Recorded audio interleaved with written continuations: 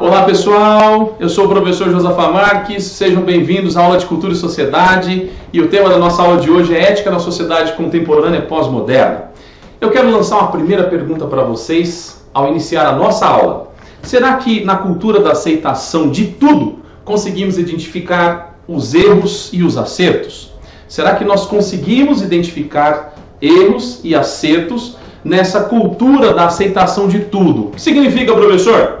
Nada é proibido, tudo é válido, não importa o que seja, nada é definitivamente certo e nem errado, pois tudo atualmente é relativizado ou é relativo mesmo.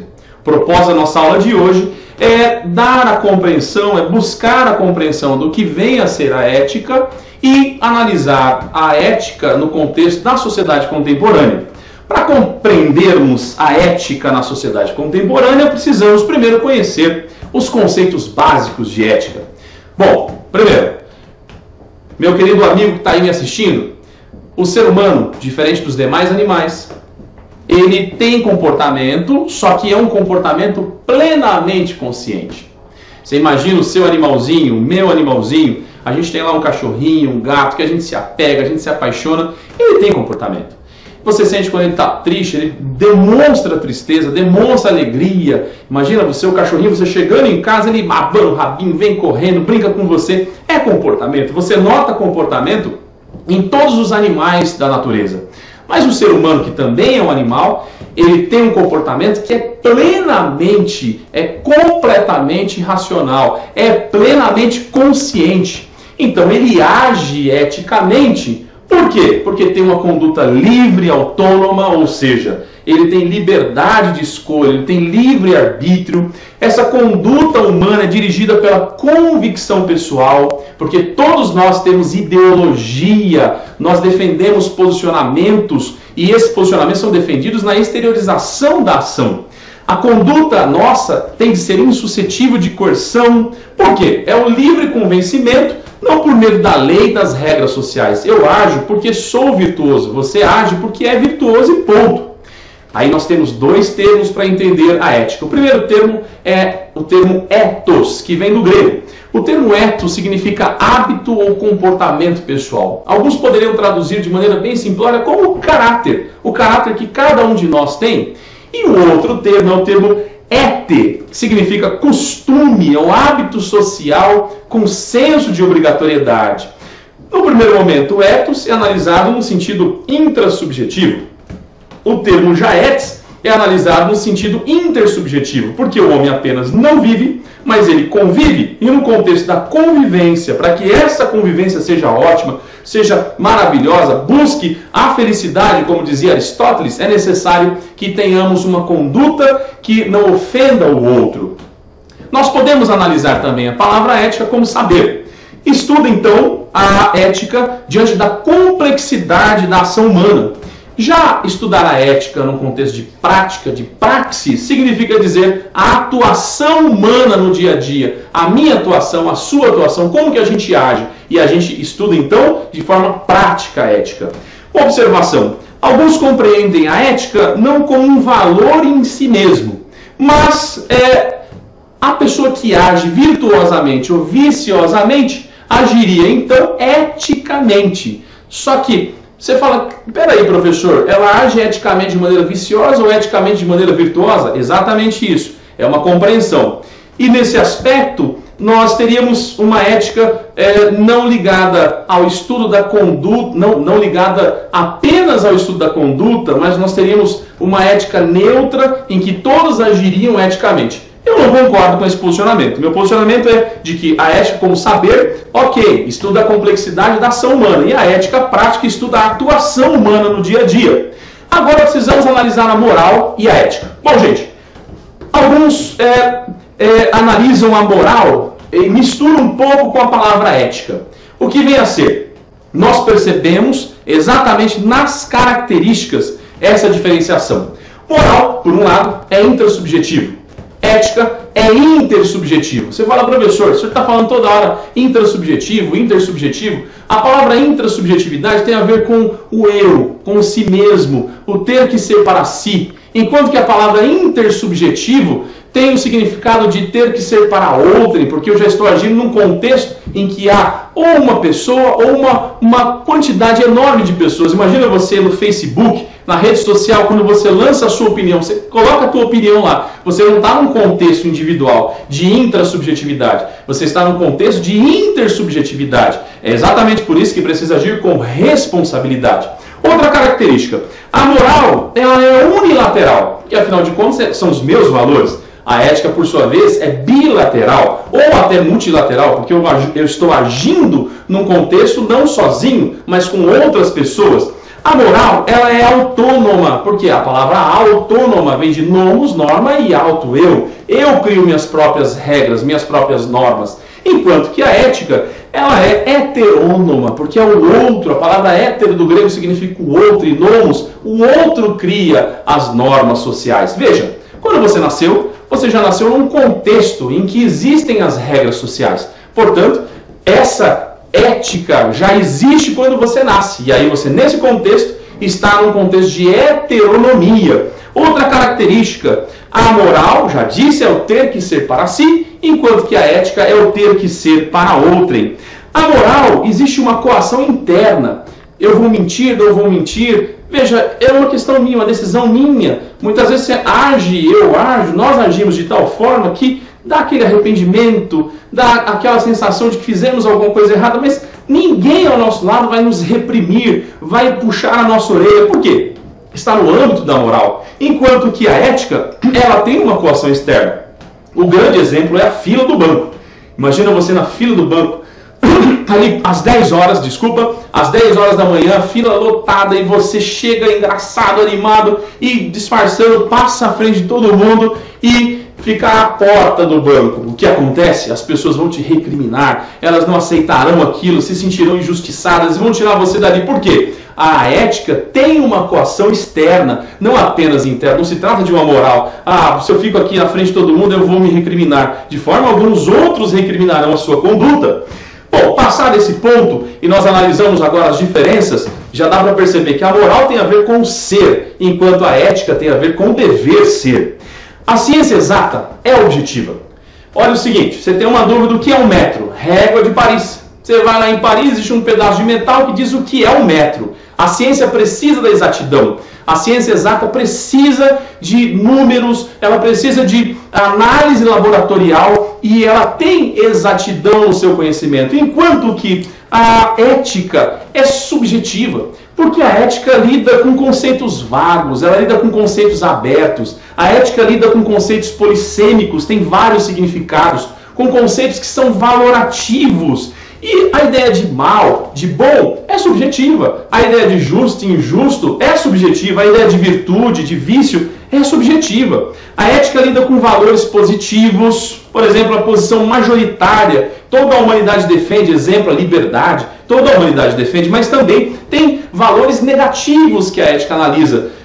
Que toda a humanidade combate aquele comportamento. Imagina a injustiça, né? o assassinato, o genocídio. Existem valores que são universais. Por exemplo, a vida é historicamente defendida por todos. Valores são sociais, existem grupos que defendem esses valores. Exemplo, a proteção dos trabalhadores é um valor. Existem valores também que são nacionais, a defesa da nação, da bandeira, enfim, de todos os símbolos da nossa nação. Existem valores que são particulares. O grande exemplo é a liberdade contratual. No Brasil, nós podemos contratar, inclusive, até verbalmente. Não há necessidade de um papel para contrato. Valores que são permanentes, porque desde o início da raça humana no planeta até hoje é defendido. Falei agora há pouco a vida, a liberdade. Existem valores que são duradouros, exemplo, as ideologias. Até 1989, antes da queda do Muro de Berlim, tinha o pensamento comunista e o pensamento capitalista, era muito claro essas ideologias. Hoje não mais, porque com a queda do muro, com a globalização, o mundo vive em teias. Esses pensamentos estão em teias. Nós pensamos, ora, um pouco comunista, um pouco socialista, um pouco capitalista. Talvez alguém se ofenda eu falando isso, mas de fato você percebe que numa Constituição como a nossa, você não é talvez o aluno do direito, é o aluno de outro curso, e seja muito bem-vindo, já falamos no início, a Constituição nossa, ora defende alguns direitos que são mais socialistas, ora defende direitos que são mais capitalistas, porque o mundo mudou. Hoje o mundo é global. Outra coisa importante, são valores também defendidos pela ética passageiros, exemplo a moda. Ora, a barba, agora nós usamos barba, é a moda nesse exato momento, né? Teve uma fase que só se utilizava o bigode, imagina um professor de bigode, ia ser muito engraçado, e ora não se usava nenhuma barba, né? Nós temos o professor Leandro, nosso professor também aqui, que está à frente desse curso, ele não usa barba, uma pessoa maravilhosa, eu já tenho essa barba toda aqui, é moda, é uma questão de daqui a pouco muda, daqui a pouco o professor também está sem barba, e assim vai. As mulheres, ora o cabelo é comprido, ora o cabelo é curto, ora, daqui a alguns dias o cabelo é raspado, não tem mais cabelo nenhum, porque vai mudando a cor, a forma do vestido, enfim, os estilistas adoram isso. Mas veja, são valores passageiros. Também nós temos valores morais, políticos, econômicos, religiosos. No entanto, presta atenção, hein? Todos eles têm grande subjetividade. Por quê? Tratam-se de conceitos vagos. Só que eu vou aí, professor, são conceitos vagos? São. Só que eu sei que existe a justiça. Por que eu sei? Porque quando há injustiça, eu noto isso. Eu sei que existe o que é bom, porque quando alguma coisa má acontece, eu percebo, eu me apercebo, a sociedade se apercebe disso. Veja, não é porque são conceitos vagos que eles não existem. Eles existem, são defendidos, seja por regras sociais como é a ética, e seja inclusive pelo direito, que o direito tem normas positivadas, escritas, você vai lá, pega uma lei, lá está escrito o que é o seu direito. A regra social não está escrita, mas a sociedade defende, ampara, protege. Bom, divisões da ética. Divisões da ética. Primeiro, ética normativa e a metaética. O que seria a ética normativa? Discute todas as correntes éticas, conceitos abertos, é um estudo histórico-filosófico da ética, procura enunciar as normas que asseguram e satisfaçam a autoridade do que deve ser para que a sociedade atinja seus objetivos. Ou seja, a ética normativa, ela tem por foco analisar todas as correntes éticas. Podem ser elas teleológicas ou deontológicas. As correntes teleológicas são aquelas que analisam a ética buscando fim. Qual é a finalidade da ética? Aristóteles dizia que a finalidade da ética, da conduta humana, é a busca pela felicidade. Já as correntes deontológicas da ética buscam analisar a ética apenas como dever ser, como obediência a uma norma. Veja, além da ética normativa, que busca compreender, classificar, busca enumerar, não é prescritiva, mas ela analisa de forma descritiva essas correntes do decorrer da história, e aí eu recomendo você que está me assistindo, depois ir até a nossa biblioteca, procurar na biblioteca digital livros de ética e analisar a história da ética. Esse vídeo não dá tempo para nós fazermos uma análise histórica, desde o início até hoje em dia, mas você pode fazer isso e vai ser um estudo maravilhoso para a sua vida, para a sua carreira como profissional. Bom, voltando, além da ética normativa, nós temos a metaética. Professor, o que é essa palavra metaética? Meta é além da ética. Veja, se uma analisa, classifica, ela não prescreve, mas ela descreve a conduta humana, a metaética ela critica, ela avalia se a ética desse momento, se as regras sociais, não só de agora, mas no decorrer da história, se são justas, se são injustas. Portanto, ela é contemplativa, ela é especulativa, ela busca as razões primeiras, que são deontológicas, e as razões últimas, que são teleológicas, e atribui juízo de valor. Nós temos também a ética geral e a ética aplicada. O que seria a ética geral, professor? A ética geral seria estudar o comportamento de toda a sociedade. E já a ética aplicada? Veja, você que está estudando aqui na Mário Chamber, dependendo do seu curso, você terá também um código de ética e conduta. Existe a ética dos administradores, existe a ética dos educadores físicos, existe a ética médica, a ética do advogado, do juiz, E existem códigos de conduta. O servidor público tem um código de conduta próprio, seja municipal, seja estadual, seja federal. E aí, no caso do estudo da ética aplicada, seria estudar exatamente aquele código de ética daquela profissão. Bom, o objeto, acho que ficou claro para você. O objeto da ética é estudar a conduta humana. Voltando à nossa pergunta principal. Será que na cultura da aceitação de tudo, conseguimos identificar os erros e os acertos? Bom, para compreendermos ainda essa pergunta, precisamos conhecer as principais características da sociedade pós-moderna. Voltando lá na escola, periodização clássica da história. Idade Antiga, desde o início da raça humana aqui no planeta, até 476 d.C. Lembrando da escola, do ensino médio, esse ano é importante porque foi a queda do Império Romano Ocidental. Nós temos nesse período da Idade Antiga o período Paleolítico, Neolítico e o período dos metais. O período Paleolítico é aquele da pedra lascada, depois da pedra polida e depois do ferro, cobre e bronze. E aqui vai uma ilustração que eu fiquei imaginando quando voltei e rememorei esses assuntos. Quando você entra no curso, seja qual for, você está com uma pedra ainda lascada, uma pedra bruta, uma pedra que precisa ser polida. Depois de algum tempo, você começa a ser polido e no final você termina o curso como ferro, como cobre, como bronze, preparado para a batalha, para a luta. Boa sorte para vocês nessa continuação de estudo. Depois começa a Idade Média exatamente com a queda do Império Romano e termina com a queda do Império Romano Oriental. Professor, o senhor falou de dois impérios romanos? Sim. Império Romano Ocidental, que ficava ali na região da Itália, a sua sede, e o Império Romano Oriental, que ficava onde hoje é Istambul, na Turquia. Ali tem os muçulmanos. Você conhece a história? Tem até novela da Globo. Eu não sei se você assiste novela, mas algumas eu não é que assisto. Eu acompanho para saber o que vocês estão assistindo no dia a dia. E aí, olha que interessante. Esse período, mais ou menos de 1000 anos, o que acontece? Nós temos a Idade Média. Essa Idade Média começa com a queda do Império Ocidental Romano e a queda do Império Romano Oriental em 1453 d.C. Bom, exatamente aí em 1453 nós temos em 1453 até 1789 nós temos o início e o período da Idade Moderna. Termina em 1789 com a Revolução Francesa. Você vai lembrar da queda da Bastilha, a tomada da Bastilha, que era uma prisão lotada de 7 presos. Mas tem aí uma vertente cultural, tem uma mudança no mundo radical, porque traz aqueles 3 dísticos, traz aqueles 3 fundamentos para a humanidade, que é a liberdade, a fraternidade e igualdade. Na ordem, né, professor? Liberdade, igualdade e fraternidade. A partir de 1789 começa o quê? Começa a Idade Contemporânea. Alguns historiadores dizem que a Idade Contemporânea, 1789, ela está até hoje.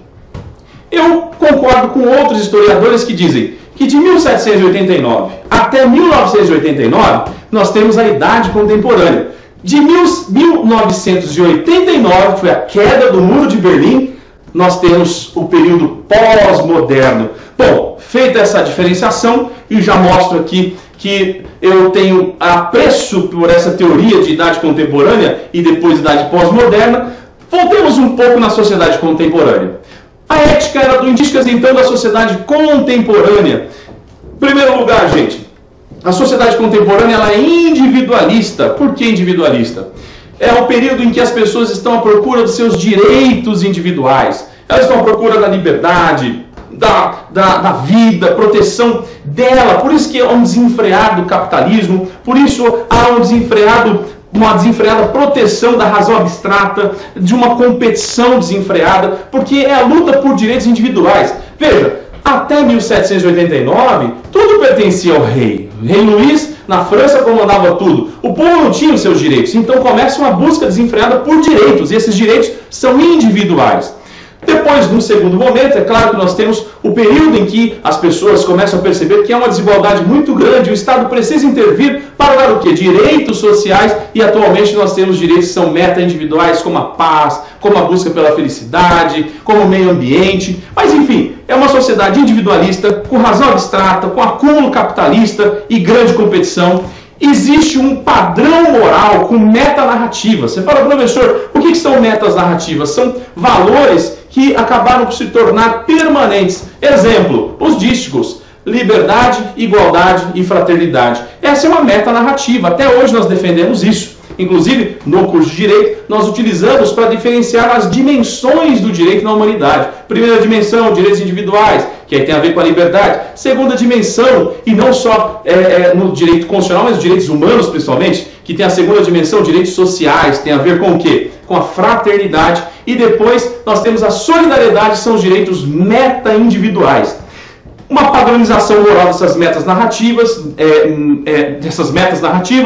e nós temos também uma propensão para universais absolutos. Você fala, professor, é estranho, porque se existiu toda uma Revolução Francesa e a ideia era trazer essa individualidade, era trazer a fraternidade, era trazer a solidariedade, mas não deu certo. Veja que acabou a Revolução Francesa, Napoleão Bonaparte toma o poder e se torna um grande ditador do mundo. Esse universal absoluto traz um problema. Um grande problema, para você entender o universal absoluto, é o Hitler com seu totalitarismo político. Esse totalitarismo político de Hitler tem a ver com universais absolutos. Você fala, professor, o senhor é contra universais absolutos? Calma, nós vamos entender até o fim o que eu quero dizer. Para isso, devemos analisar agora a sociedade pós-moderna. Já agora, nosso período, é o nosso agora, o período odierno para alguns historiadores. A convivência com o fato de que as diferenças existem é comum. Nós, inclusive, lutamos para que todos alcancem direitos fundamentais. Há uma relativização da universalidade dos valores, enfatiza-se a diversidade humana, busca-se a proteção da diversidade ideológica, política, cultural, social, de gênero, de sexo, etc. Tudo isso para um convívio democrático.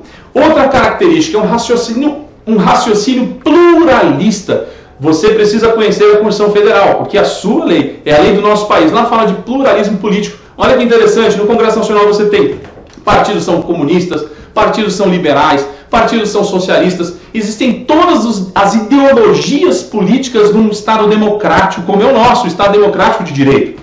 As palavras-chave para a pós-modernidade são diversidade, multiplicidade, as minorias se manifestam com intensidade, os padrões morais são difusos, desconcentrados, porque até então os padrões morais eram estabelecidos ou pelo Estado, o Estado absolutista, ou pela religião, que dizia isso é o certo e isso é o errado. O Estado dizia isso é o certo e isso é o errado. Hoje não é mais assim. Há um maior espaço para todos nessa nova comunidade. Bom, gente, mas será que isso aqui resolve o problema de toda essa relativização? Para compreendermos, por fim, é necessário agirmos com meio termo. Professor, como assim? Acredito que todos nós já temos condições de tentar uma resposta. E será que essa cultura da aceitação de tudo, conseguimos identificar os erros e os acertos? Bom, a cultura do nada é proibido, do tudo é válido, não importa o que seja, a cultura do nada é definitivamente certo e nem errado, pois tudo é relativo, relativizado. Precisa, sabe do que, gente? De uma frase em latim que se diz: virtus in medio est, ou seja, a virtude está no meio, nem ao que abunda, nem ao que escasseia. Agir com discernimento, nem a razão total e nem a ausência da razão. Assumir então a postura, e aí é bom para todos nós, assumir uma postura que busca a efetivação de todos os valores sociais. Esses dias teve um aluno em sala que perguntou para mim: professor, o que a gente tem que fazer com tanto discurso, com tanta ideologia? Eu falei, olha, o que nós precisamos buscar é a efetivação dos valores sociais. Quais são esses valores sociais? O direito à saúde, o direito à educação, à segurança, ao trabalho, à moradia, à assistência aos desamparados. Isso já está na nossa Constituição Federal. Depois vocês leiam lá o artigo 6º, vale muito a pena. Gente, defender um universalismo moderado que parte da aceitação de que somos sujeitos com particularidades. Dialogarmos então para construir parâmetros universais comuns que beneficiam todos nós, que respeita cada sujeito. Ética não é apenas a parte da filosofia que estuda a conduta humana. Ética não é apenas o estudo dos valores defendidos pela humanidade em seus diversos contextos culturais, mas principalmente é o exercício da responsabilidade, do respeito com o próximo e da reciprocidade. O meio termo não significa relativizar a tal ponto que se destroem os valores que trazem a felicidade à humanidade. Esse meio termo está para cada sujeito na mesma medida que o remédio utilizado para curar a mesma doença é administrado com dosimetria médica adequada. Boa sorte para vocês no estudo, que vocês possam rever essa aula depois. Eu deixei para vocês aí um questionário de fixação. Respondam, eu vou analisar e mais à frente vocês terão um questionário aí com 5 questões e aí valerá nota. Esse já está disponível no site para vocês, é apenas um questionário de fixação. Boa sorte, um grande beijo para todo mundo, muito obrigado e até a próxima aula.